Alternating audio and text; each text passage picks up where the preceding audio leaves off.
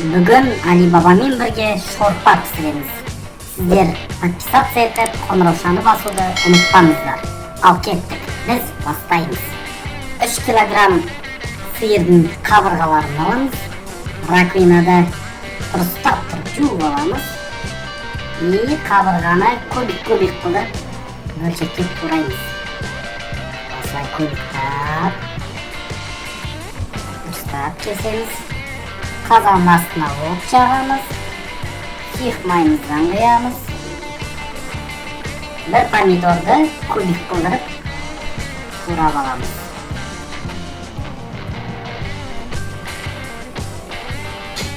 Осылайынан май қызғаннан кейін помидорымызды салып араластырып тұрамыз. Көбіктеп туралған қабырғаларды қазанға салайық. Асты киіп кетпесін деп араластырып тұрамыз. Бір дәу қасық тұз себеміз.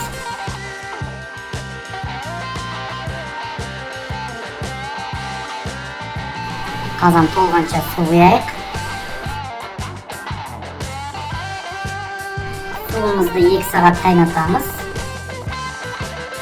Картошкамызды, самсағымызды, морковымызды жуып алайық. Ірі қылдырып морковымызды тураймыз. Көбіктеп картошкамызды турап алайық. Міне осылайынан. Қазанымыздың сорпасы бір қайнағаннан кейін бетінде көпіршігін алуды ұмытпаймыз.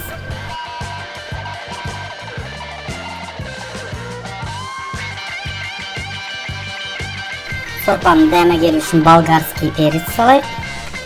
Ол енді әркімге по вкусу. Сорпа бірақ өте дәмді болып шығады, болгарский перец салсаңыздар.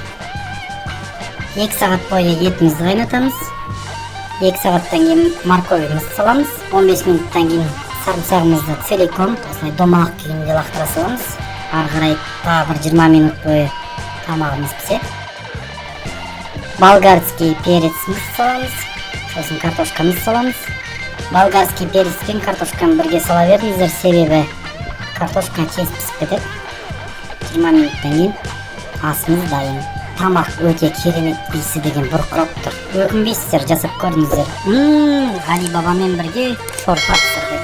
Сіздер парақшаға тіркеліп колокольчикті басуды ұмытпаңыздар.